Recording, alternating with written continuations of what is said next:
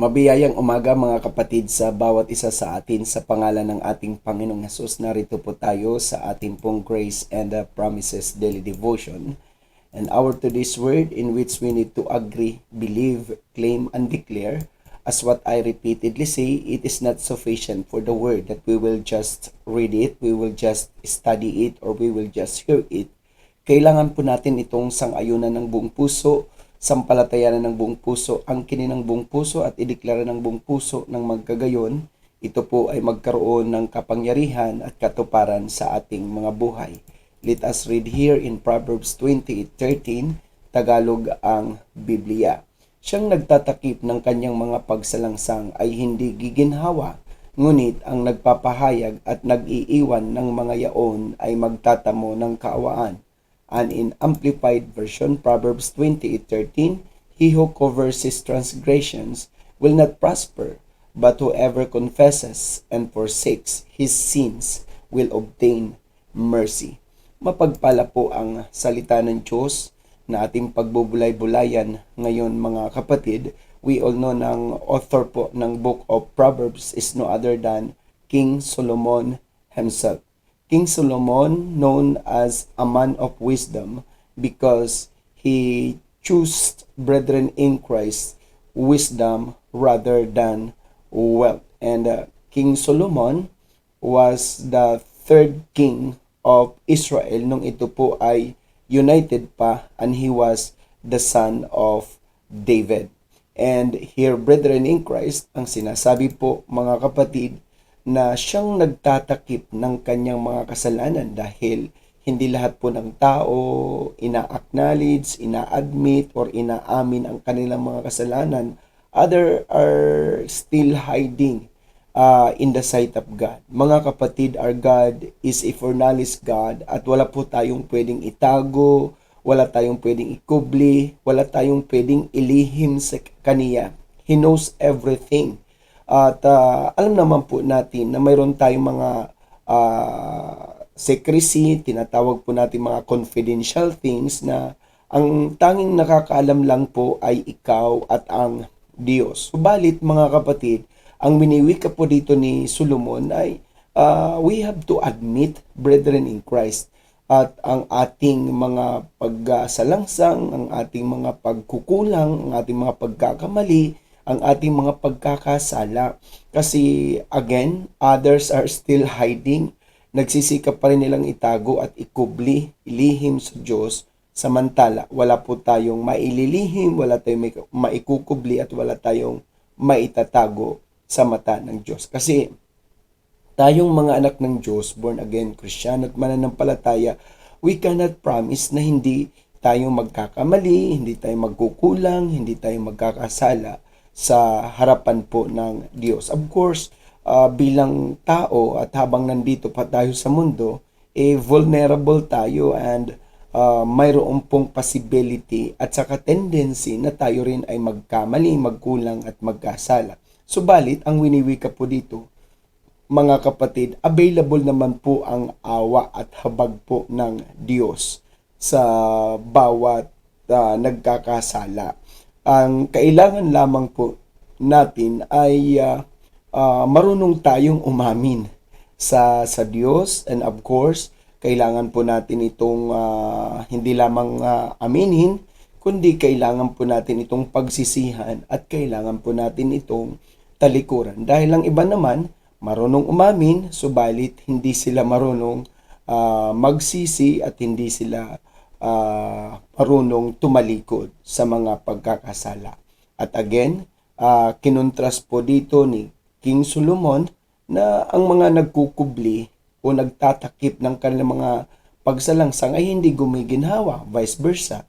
Ang mga hindi nagtatakip at nagkukubli ng kanilang mga pagsalangsang ay of course giginhawa. Kaya dito mga kapatid, for us to obtain mercy, all we need to do is to admit, brethren in Christ, to confess, and to forsake the sins we have done. That's why our today's message entitled Ways to Obtain the Mercy of God. Again, brethren in Christ, We cannot promise na bilang mga anak ng Diyos, born again, Kristiyano at mananampalataya ay hindi na po tayo magkakamali, hindi na tayo magkakasala. We are subject, we are vulnerable, and mayroon pong possibility at saka tendency na magkamali pa rin tayo, magkulang pa rin tayo at magkasala tayo. Ngunit para po natin makamtan ang awa at saka habag ng Diyos, mga kapatid, ay kailangan lamang po natin ito aminin, pagsisihan at talikuran. Kaya 'di ba, I have already differentiate between mercy and grace.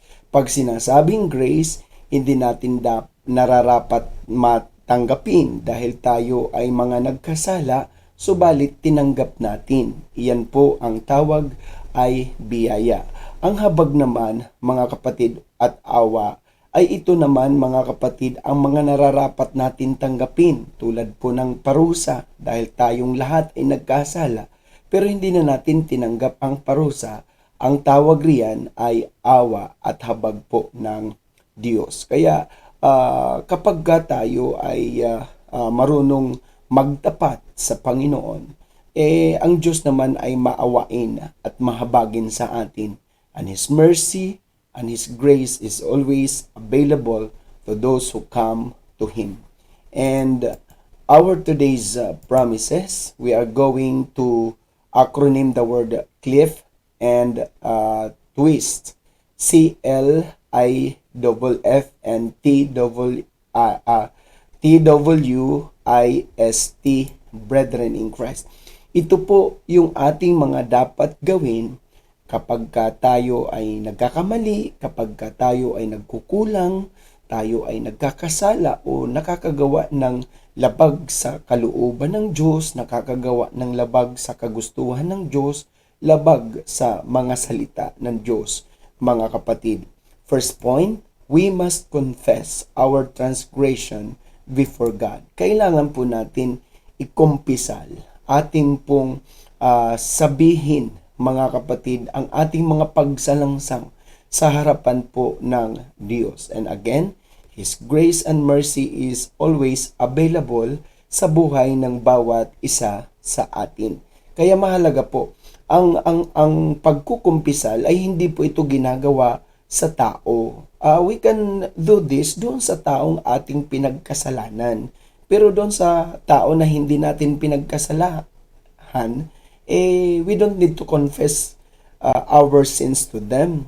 Kailangan sa Diyos po natin ipahayag, sa Diyos po natin ikumpisal yung ating mga pagsalangsang. Kasi ang Diyos naman po ang nagbibigay sa atin ng kapatawaran, mga kapatid, sa lahat ng ating mga kasalanan. Kaya we must confess our transgression before God.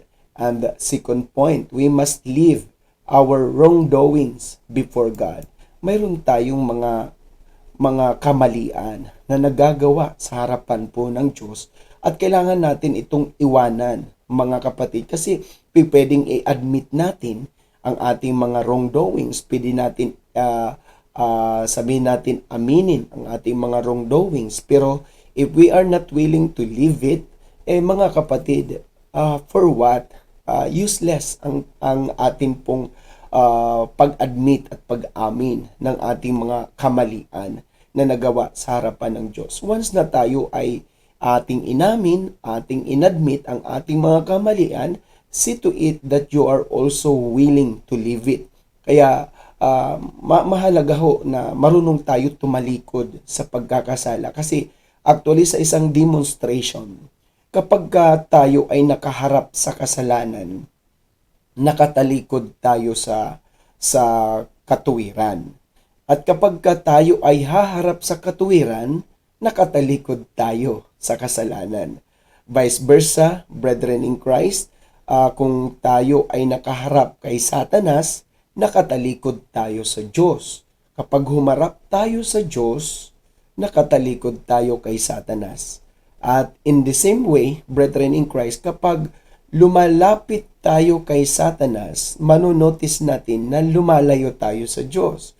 Pagka lumalapit tayo sa Diyos, nanonotice natin na lalayo tayo kay Satanas. Kaya yun lang po, mga kapatid. For us, brethren in Christ, para humarap sa Diyos, talikuran natin ang lahat ng hindi ayon sa kagustuhan, kalooban at salita po ng Diyos. Ang third point, we must ignore our iniquities before God. Mga kapatid, pag sinasabing iniquities, ito po ay mga kalikuan, kasamaan na ginagawa po natin sa Diyos. Kailangan natin i-ignore na natin ito. Kasi mahirap naman na i-admit natin yung ating mga kapatid iniquities, yung ating kasamaan. Pagkatapos hindi natin i-ignore, gagawa na naman tayo ng kasamaan, magsisisi, gagawa na naman ng kasamaan, magsisisi, gagawa na naman ng kasamaan, magsisisi. Hindi po ganun, mga kapatid. Once we repent our iniquities before God, we have to ignore. Hindi na po natin uulitin, hindi na po natin gagawin, mga kapatid. Kasi tandaan po natin, every sin that we committed, mayroon po yung consequence, mayroon po yan effect, mayroon po yan result. Kaya kapag tayo ay sabihin natin nagsisi sa lahat ng ating mga iniquities, see to it that you are also willing to ignore it. Wag na po nating gagawin at gagawin, mga kapatid, dahil again, nakakalungkot man pakinggan, mayroon pong mga assuming Christians, assuming anak ng Diyos, assuming born again, at assuming na mananampalataya, na ito yung mga sabi nga ni Pedro, mga kapatid, ay tulad ng mga baboy, na ang mga baboy kahit anong paligo mo, babalik at babalik at babalik yan sa kasalanan. Ang aso naman, isinuka niya na, kakainin niya pa uli. So anong ibig sabihin? Itong mga hindi totoong mga nagsisisi, mga kapatid, ay malalaman natin kasi they are not willing to live and to ignore their sins, brethren in Christ. Hindi po sila willing na talikuran ng mga bagay na ito, manapay pabalik-balik nilang at inuulit-ulit nilang ginagawa ang mga bagay na ito. And fourth point, we must forget our sins before God. Kalimutan na po natin kasi once we have forgiven, ang Diyos marunong lumimot ng ating mga kasalanan. Ang wika nga, He will remember our sins no more. Ano man ang ating mga pagkakasalang nagawa kay Lord. At again, in the sight of God, wala naman pong venial, walang mortal sin. Sin is sin. Nagnakaw ka ng 1,000,000, nagnakaw ka ng 1 piso, pareho lang po kayo magnanakaw. Kaya in the sight of God, there is no venial and mortal sin. Ngayon, whatever sin we committed before God, kapag tayo ay nagrepent, mga kapatid, inadmit it at kinonfess natin kay Lord, we must also willing to forget it. Kailangan natin talikuran kasi as what I said while ago, ang Diyos nga ay marunong lumimot sa mga pagkakasalang nagawa natin.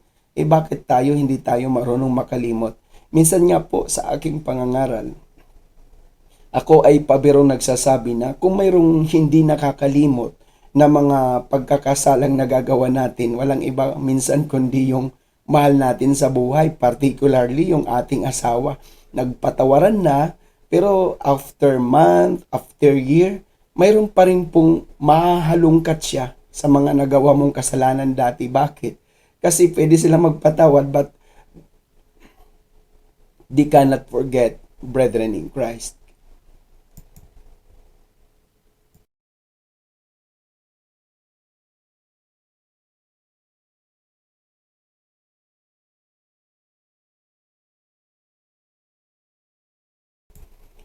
Kaya yun po ang dapat natin pakabantayan, mga kapatid. Kaya salamat sa Diyos because once He forgive us, He can forget it. Kaya kung tayo ay pinatawad na, learn also to forget what we have committed before the Lord.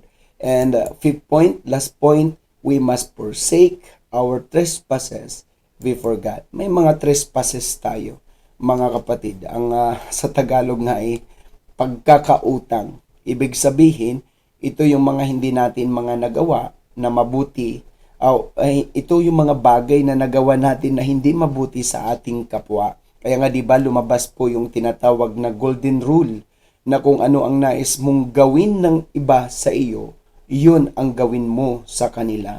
If you don't want to be hated, then don't hate brethren in Christ. Ganun lang po kasimple. If you want to be loved, then learn how to love them. Ganun lang po. Kasi people are expecting good from others, pero sila hindi nagiging mabuti sa kanilang kapwa. Ang wika nga, what we sow is what we reap. Kaya mahalaga po yon. Ngayon mga kapatid, ano man po yung mga nagawa natin na hindi maganda sa ating kapwa, mga nagawa natin na hindi mabuti sa ating kapwa, kapag tayo naman ay nakaranas na o nakapagpatawad na, talikuran na rin po natin mga kapatid. Kaya minsan, mayroon po akong kinounsel at ang tanong ko sa kanya ay ano ang problema? Lagi niyang sinasagot sa akin, binugbog ako. Inulit ko uli ang tanong, kako ano ang problema? Sabi niya, kasi yung asawa ko kasi nananakit. Inulit ko uli ang tanong. Sabi ko, ano ang problema? Kasi ano po nag-aaway kami. Kako sister, ang tinatanong ko ay kung ano ang problema kasi yung sinaktan ka, binugbog ka, inaway ka, resulta lang yan doon sa talagang ugat na problema. Then I noticed, brethren in Christ, kaya pala sila nag-aaway, kaya pala siya binubugbog, mga kapatid, dahil ang punot ugat, siya po ay bungangera. So sabi ko sa kanya, sister, kailangan para hindi kayo mag-aaway at hindi kayo mabubugbog, i-uproot mo na yung ugat lagi ng inyong pag-aaway. Walang iba kundi ang iyong pagiging bungangera. So meaning to say, brethren in Christ, kailangan i-forsake kasi mahirap naman po na nag-away kayo, nagpatawaran, nagkasundo, tapos yung naging cause nung una, ginawa mo uli, mauulit uli yung inyong away. Kaya we have to learn to forsake the root, brethren in Christ, of whatever misunderstanding, conflict, at saka yung hindi pagkakasundo-sundo, i-forsake natin yon mga kapatid. Kaya kita nyo po, ang ginawa ng ating Panginoong Kristo, dahil ang naging barrier between men and God ay sin. Yun ang sinasabi ng Isaiah, na ang nagpahiwalay sa atin sa Diyos ay ang ating kasalanan. What the Lord Jesus Christ did on the cross, inalis niya ang pader. Mga kapatid, walang iba kundi ang kasalanan para tayo ma-reconcile sa Diyos. Kaya dito mga kapatid, ganun din pong ating gawin. Ano man po ang mga bagay na nagiging dahilan ng kaguluhan, di pagkakasundo-sundo at pag-aaway, i-forsake natin as what the Lord said sa kanyang mga salita. Kaya we must forsake our trespasses before God. To sum up of our today's message, which entitled Ways to Obtain the Mercy of God, and our today's promises, we must confess. Let me repeat our today's promises. We acronym the word CLIF, CLIFF, and we acronym the word twist, TWIST. First point, we must confess our transgression before God. Second point, we must leave our wrongdoings before God. Third point, we must ignore our iniquities before God. And fourth point, we must forget our sins before God. And fifth point, last point, we must forsake our trespasses before God. And these are the acronym of the word CLIF: confess, leave, ignore, forget, and forsake. And these are the acronym of the word twist: transgressions, wrongdoings, iniquities, sins, trespasses, brethren in Christ. In doing so, tayo ay magkakamit ng awa at habag ng Diyos dahil iyan po ay bahagi ng biyaya ng Diyos. Tinanggap natin ang mga hindi natin nararapat tanggapin tulad ng mga pagpapala, iyan ay biyaya. At hindi natin tinanggap ang mga bagay na nararapat natin tanggapin tulad ng parusa, mga kapatid, iyan ay awa at habag sa atin. Kaya ang ating this grace, ang biyaya at kawaan ng Diyos ay ating matatamo at makakamtan basta't ang ating mga pagkakasala at pagsalangsang ay hindi pinagtatakpan. Let me repeat and let me emphasize, brethren in Christ, ang biyaya at kawaan ng Diyos ay ating matatamo at makakamtan basta't ang ating mga pagkakasala at pagsalangsang ay hindi pinagtatakpan. To God be all the glory. Let us pray. Panginoon, maraming salamat sa iyong kabutihan, katapatan, kadakilaan sa aming mga buhay. Salamat sa inyong proteksyon. At lagi po ninyo kami binabalutan ng iyong dugo. Thank you, Father, dahil sa paggising namin, patuloy po naming taglay-taglay ang biyaya ng kalakasan, biyaya ng kalusugan, naggaling sa inyo, malayo sa mga sakit at karamdaman, malayo sa mga disgrasya at kapahamakan, malayo sa mga mabibigat na pagsubok at problema, at malayo sa mga lalang at gawa ng kaaway. Thank you also, Father, for your provision. Dahil kami na inyong mga anak ay hindi po ninyo pinagkukulang sa araw-araw. Truly that your grace is sufficient and more than enough for us. Salamat dahil sa bawat umaga ay may panibagong laang biyaya kayo at panibagong laang pagpapala kayo. That's why we, as your children, are expecting that we will receive all the blessings that you have stored and prepared to each and every one of us today. Salamat din po, Panginoon, dahil pinagpala nyo na po ang buong aspeto ng aming buhay. You have blessed us spiritually, intellectually, emotionally, physically, materially, and financially. Salamat, Jesus, dahil minsan pa sa araw na ito ay kami ay magiging pagpapala, magiging daluyan ng iyong pagpapala sa mga tao, una sa aming pamilya, sa iglesia, sa aming komunidad, sa kumpanyang aming pinagtatrabahuan at sa negosyo na aming pinangangasiwaan. Salamat din sa aming mga kapatid, kaibigan, kapanampalataya na ngayon ay nakikinig at nanonood. Whenever they have prayers, Jesus, I firmly believe that you will grant everything we ask. Dahil ang wika ng iyong mga salita, anuman po ang aming hingin sa Ama, sa iyong pangalan ay inyo pong ibibigay sa amin. Kaya Lord, we ask this to the Father in your name na kung mayroon na nasa pangangailangan ng kaligtasan, grant them salvation. Kung mayroon nangangailangan ng kagalingan, grant them your healing. Kung may nangangailangan ng kalakasan, grant them your strength. Kung may nangangailangan ng iyong pag-iingat, grant them your protection. Kung may nangangailangan ng katugunan, grant them your provision. At kung may nangangailangan ng iyong gabay at pagsama, grant them your guidance and wisdom. At whatever they are praying for, Lord, I declare in your name, everything will be given unto them. Thank you, Jesus. Thank you, Lord. At tunay nga po, Lord, na we have nothing to hide before you dahil you are a foreknowledge God. And once we admit it, we confess it, and we forsake it, Lord, we will obtain mercy and grace from you. Thank you, Lord, for being merciful to us. Thank you for being graceful to us, Jesus. Kaya, salamat, Lord. Ikaw po nawa lagi ang mapapurihan, maparangalan at maitaas sa aming mga buhay. And this we pray in Jesus' mighty name. Amen and amen.